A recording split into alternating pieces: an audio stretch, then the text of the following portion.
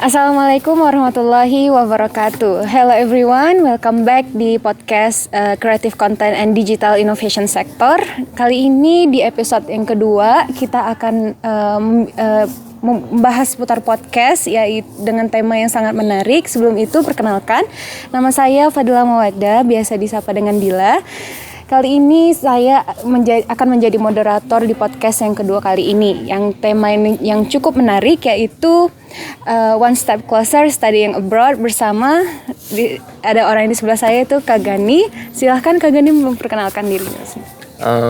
Nama saya Gani Rifki Adli, saya dari PBI 2018. Oke, mungkin dengar nih kita Kak Gani punya banyak pengalaman, maksudnya punya pengalaman ketika belajar di luar negeri nih. Kira-kira pengalaman itu bisa apa aja sih? Maksudnya awal mula bisa kakak belajar di luar negeri itu gimana? Awalnya itu pertama kali aku kan kesana itu waktu kelas 11. Jadi pertama kali aku SMA, itu udah SMA di Indonesia kelas 10. Nah waktu itu aku masih rajin-rajinnya main bola, ikut SSB segala macam, ikut akademi. Cuman gara-gara kecelakaan kaki aku patah, nah aku nggak bisa main bola lagi. Nah habis itu gara-gara habis patah kaki itu ada tawaran dari tante, katanya dia kerja di agensi gitu untuk ngebantu orang-orang Indonesia, yang pelajar-pelajar Indonesia yang umurnya masih sekitar 16 tahun ke bawah. Kebetulan umur aku baru 16 tahun waktu itu, buat sekolah ke luar negeri. Nah sekolahnya itu di Amerika. Nah kebetulan agensinya tante aku ini ngebantu aku untuk nyiapin segala macamnya, surat-surat yang diperluin, habis itu persyaratannya, kayak nyiapin gimana cara wawancara visa, gimana cara apply visa segala macam. Nah itu sama agensi itu dibantuin. Awalnya sih dari situ, gara-gara aku nggak bisa main bola lagi, terus ada tawaran dari tante aku itu. Jadi akhirnya dibantu dipersiapkan gitu.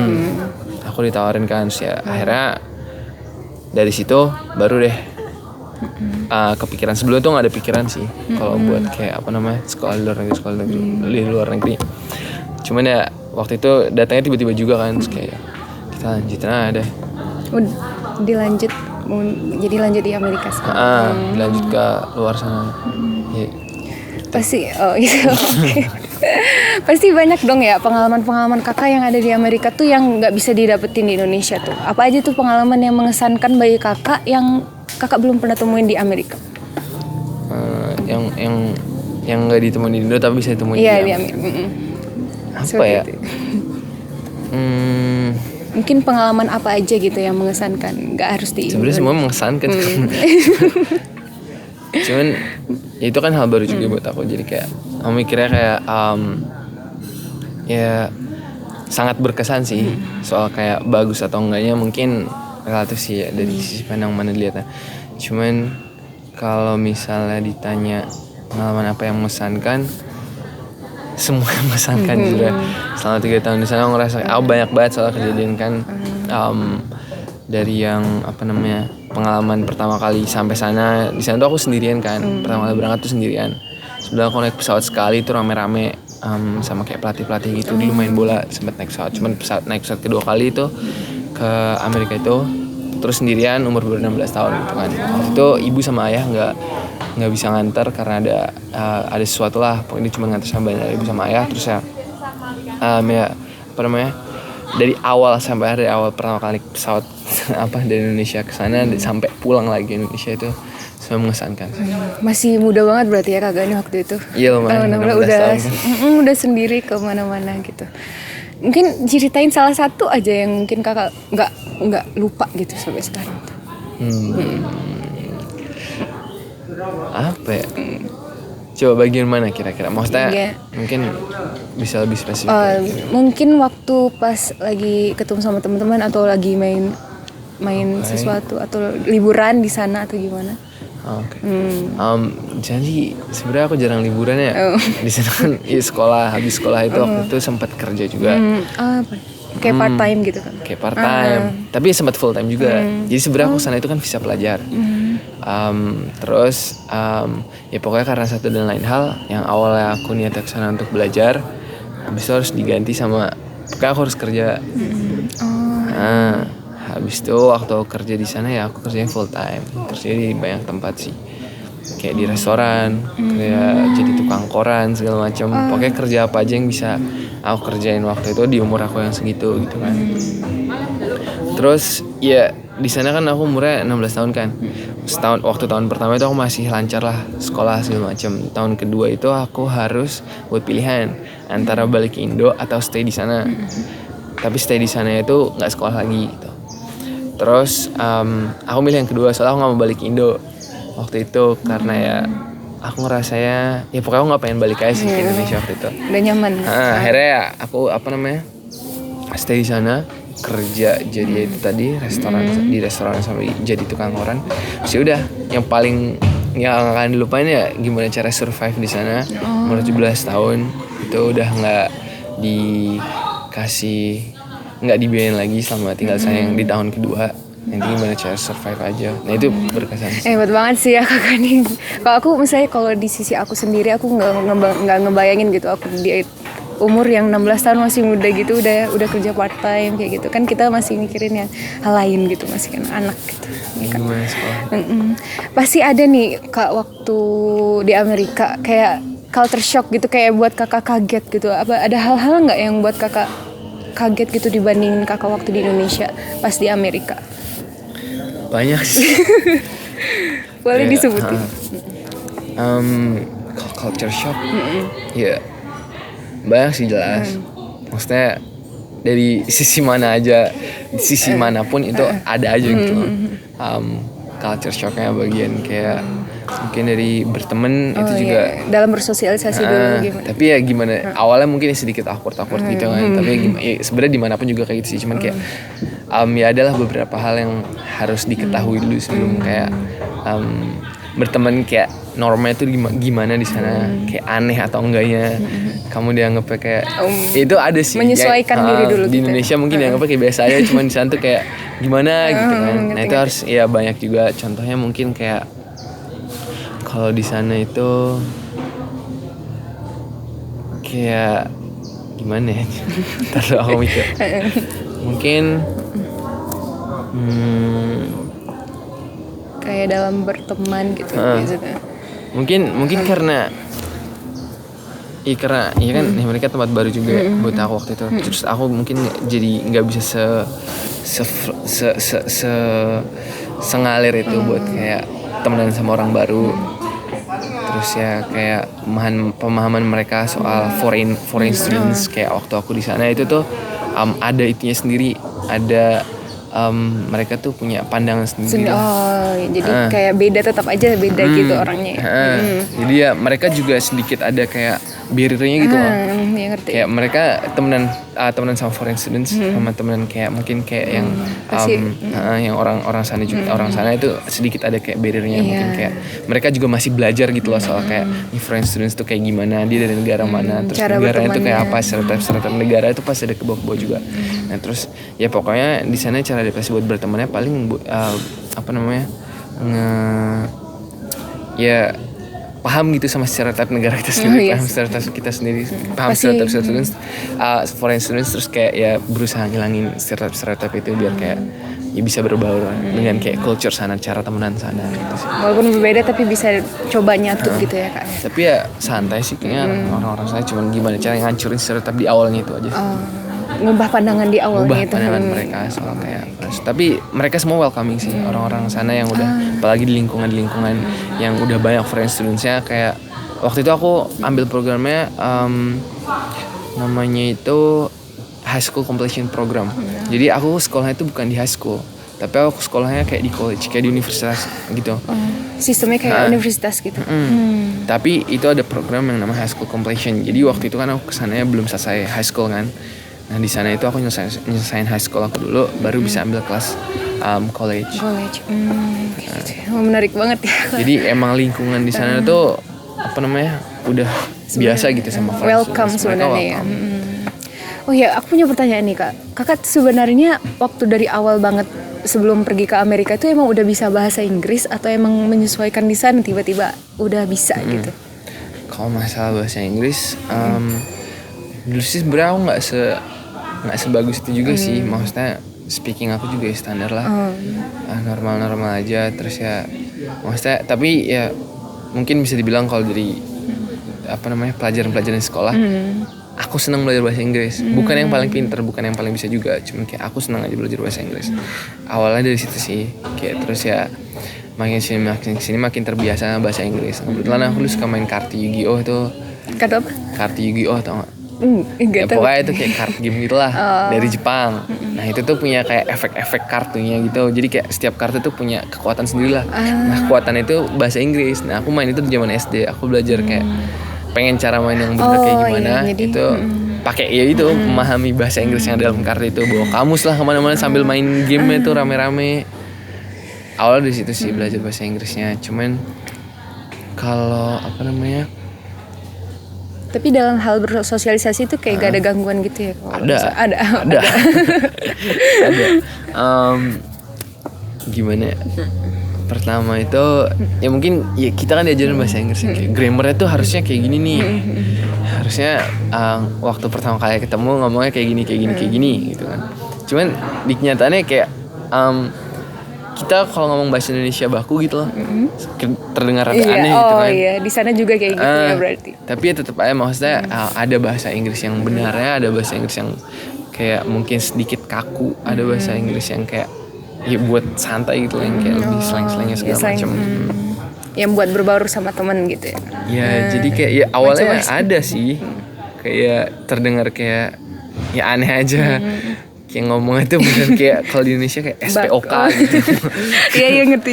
Jadi ya awalnya kayak gitu sih, cuman makin sini aku adaptasi juga sama gimana cara mereka ngomong, cara mereka komunikasi sama lain. Terus ya lama-lama ya alhamdulillah bisa sih kalau buat sosialisasi segala macam komunikasi. Ya gitu. Lama-lama bisa menyesuaikan gitu ya. Yang aku lakuin waktu itu tuh aku banyak mimicking kayak cara orang ngomong. Ya misalnya aku lagi mau pesen makanan gitu kan, ngantri kan depan aku ada orang mau pesen juga gitu kan, cara mereka pesen tuh aku dengerin. Jadi ya emang dari situ kakak bisa ini belajar ya. Menurut aku banyak belajar dari banyak denger sih, dari listening, banyak mungkin sedikit lebih teliti sama hal kecil yang orang ngomongin waktu kayak waktu everyday life lebih daily activitiesnya gimana gitu ya. Casual conversations. Jadi belajarnya dari situ ya semuanya. Jadi kita bisa nyesuaiin juga apa yang dari kegiatan sehari-hari gitu. Mungkin kalau bicara soal pasti ini biaya nih, pasti udah nggak ini lagi ya kak. Biaya kehidupan di Amerika atau sekolah atau buat kakak jajan atau gimana itu mahal nggak sih menurut kakak? Dulu itu awal pertama kali kesana itu tuh untuk apply visa pelajar. Aku dulu ambil visa pelajar. Itu dalam tabungan harus ada uang sekian ratus juta. Tapi itu nggak mesti harus uang aku gitu. Jadi kayak misalnya kita minjem ke saudara sini, minjem ke saudara sana, terus taruh dalam tabungan, yang sama. itu bisa. Habis itu setelah apply visa diterima, itu dibalikin lagi, itu bisa banget juga. Jadi kayak ya kayak gitulah, maksudnya banyak trik-triknya untuk mengakali tabungan itu untuk apply visa pelajar gitu kan. Nah kebetulan aku kesana itu pakai uang pribadi keluarga aku gitu kan, biayain sama orang tua aku.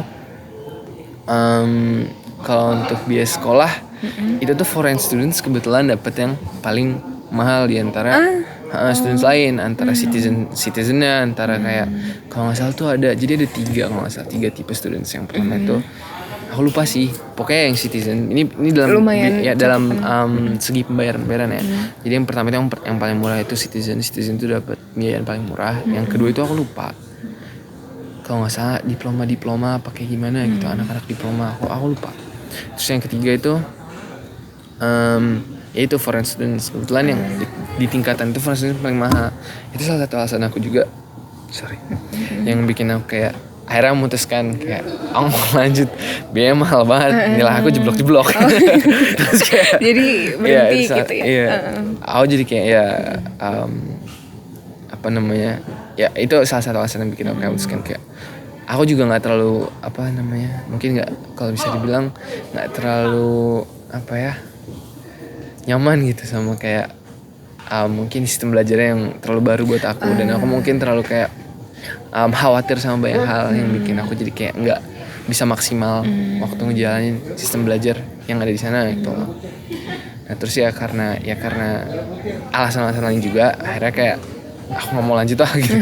Nah bilang sama ibu aku kan, sama keluarga aku, ya jelas mereka nggak mau lah, mereka mau aku lanjut gitu kan. Cuma mungkin waktu itu aku di masa-masa rebel-rebelnya nih. Jadi ya akhirnya aku memutuskan untuk kayak jadi aku kuliahnya itu di Seattle. Sekolahnya itu di Seattle, SMA di Seattle. Habis itu aku pindah ke Washington DC. Jadi kayak ujung ke ujung ibu gitu kotanya loh. itu. Washington DC ibu kota, dari Washington State yang dari di ujung itu ke Washington DC ibu kotanya.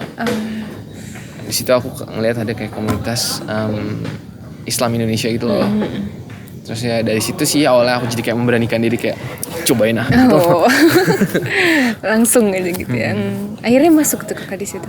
Iya, ikut komunitas itu. Kalau biaya hidup selama jadi mahasiswa, biaya hidup aku itu banyak. Terutama buat kayak menurut aku lebih banyak waktu jadi mahasiswa sih. Karena mungkin masih awal juga kan, belum tahu banyak setelahnya gimana caranya ngatur uang yang benar di sana. Terus gimana caranya ya pokoknya ya aku masih kayak anak mami banget gitu ngerasanya, masih maju-maju kayak uang semuanya. Ya aku pertama kali kerja juga di sana kan. Sebelum itu IBAin semuanya kan. Terus pertama kali kayak ya pokoknya ngabisin banyak uang lah di awal tuh. Ya beli ini beli itu kayak nggak kepikiran lah. Terus ya setelah kerja baru deh bisa dihitung-hitung biayanya. Mungkin sebulan ini termasuk sama tempat tinggal. Mungkin sekitar $1,000 Itu kalau kerupiahin itu udah irit banget. Bisa lebih irit sih, cuman ya kalau dirupiahin ya waktu itu rate sekitar 13.000, jadi mungkin sekitar 13 juta. 13 juta. Tapi ya dengan ya aku kan kerja juga di sana kan, ada rate Jadi kerjanya sendiri, jadi ya kok gak bisa dibandingin kayak di sana dapet segini di beda Indo, ya. beda. Biaya kehidupannya juga Biaya pasti beda. kehidupannya juga ada. Jadi ya mungkin sekitar segitu. Oh, gitu. Selain part time sama kakak belajar ikut komunitas juga, itu selain itu kegiatan apa aja sih yang kakak ikutin? Ya jadi sebenarnya waktu aku di sana kan terbagi dua gitu ya. Pertama aku waktu sekolah dan aku waktu kerja gitu kan. Waktu kerja ya kegiatan aku, waktu sekolah ya kegiatan aku sekolah. Kebetulan di sana tuh ada sih komunitas Islam. Cuman aku tuh waktu di sana sempat tinggal di kayak kos-kosan. Jadi yang punya itu orang Indonesia. Terus isinya tuh orang-orang Indonesia. Dan kebanyakan dari mereka bukan Islam, sedangkan Islam sendiri gitu. Aku banyak main sama mereka. Ya aku senang sebenarnya. Kayak ya senang banget malah. Ya aku ikut ke gereja ini. Ya Coba kayak, hal baru gitu ya, Kak. Kayak apa namanya? Ya berteman lah gitu kan. Cuman ya insya Allah ya aku juga paham gitu loh mana batas-batasan harus diterima. Cuman aku banyak belajar hal baru lah di sana, ketemu sama teman-teman baru ini juga. Gitu aku ya di sana ada masjid, jadi ya sekolah, terus ada ya kalau waktunya kayak mungkin ada sholat Jumat ya sholat Jumat, itu juga ada ceramah-ceramah, hari Minggu pagi itu juga ada ceramah. Kadang aku kesana cuman kayak dulu nggak sering itu kalau yang ceramah Minggu pagi, cuman kalau sholat Jumat. Habis itu kadang-kadang itu banyak ya sama circle yang teman-teman aku tuh sih. Terus kan banyak kegiatan-kegiatan gereja kayak lomba ini lomba itu, terus di sana juga ada PPI. Ya pokoknya komunitas mahasiswa Indonesia yang ada di sana. Nah, aku ikut kegiatan-kegiatan mereka juga, ngumpul lah, entah yang ngumpul-ngumpul aja yang sama teman-teman. Jadi itu pure semuanya orang Indonesia gitu ya, Kak. Kalau di komunitas itu. Cuman kalau di sekolah ya aku banyak ketemu sama orang-orang dari luar juga yang itu. Aku kan kebetulan ikut program yang high school completion itu. High school completion itu banyak dari negara-negara lain juga, masuk Southeast Asian. Terus kayak Southeast Asian countries like temen aku ada dari Vietnam, aku ingat namanya lupa namanya bentar. Nama itu My Aunt. Aku nggak tahu cara bacanya sampai sekarang. Cuman dia kalau nggak salah dipanggilnya, pokoknya kita manggilnya cuman My. Kita manggil Mai, cuman kayak nama aslinya tuh My On kayak bahasa Vietnam. Terus ada lagi namanya Pax itu nama aslinya Prah Tachumina. Dia orang Thailand. Terus nah itu kita bertiga sih itu yang pertama kali kayak yang kita sering hangout bareng aku ke tempatnya Pax. Terus sama si Mai ini juga bareng-bareng gitu kan. Pernah sekali aku mau sholat tempatnya sih PEX, tempatnya si siapa? Prak ini kan kita mau ada PEX, aku sholat gitu kan. Terus aku sholat gelar sejadah, aku bawa sejadah, sholat depan dia. Terus depannya itu aku taruh pembatas. Depan sejadahnya aku taruh pembatas kan, biar kayak lewat gitu ya. kayak gitu kan. Aku taruh pembatas. Waktu itu pembatas itu botol Tupperware. Aku sholat kan. Aku sholat, terus dia bingung ngapain nih orang nyembah botol gitu kan. Soalnya botolnya diambil, diganti Buddha. Terus kayak aku berhenti ketawa, what are you doing kan? Aku nanya ke dia kan. Terus dia ngomong, kenapa kamu nyembah kayak gini kan gitu. Enggak, gue kan nyembah, baru aku jelasin banyak lebar. Oh, taruh gitu kan, just let me pray gitu kan. Akhirnya aku sholat. Akhirnya lanjutin lagi. Sambil bercanda-canda sih, cuman kayak ya bercanda-bercandaan kayak gitu sih. Aku sebenarnya yang nganggap itu kayak bercanda aja, seru aja sebenarnya. Itu salah satu bercanda yang kayak mind blowing gitu. iya mind blowing bisa dibilang. Iya yang benar gitu. Jadi kan. nggak nyaman ya. Nah, ya aku jadi sedikit ada pikiran gitu kan sih, gimana ya. Terus aku ya beli sana lagi. Nah, mulai dari situ aku baru mau mikir kayak gimana cara pakaian gitu sih. Itu sih bikin shock dulu pertama kali. Cuman ya habis itu kayak ya biasa aja sih sama dia waktu. Jadi lama-lama kayak udah gitu. Jadi ya emang ada gitu perbedaan-perbedaan yang mungkin di Indonesia dianggap kayak apa namanya bagus, keren segala macam. Di sana mungkin dianggap rada aneh. Mungkin cukup sekian podcast episode kedua kali ini yang berjudul One Step Closer Studying Abroad bersama Kak Gani.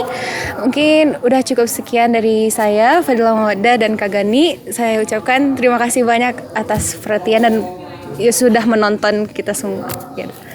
Wassalamualaikum warahmatullahi wabarakatuh. Salah.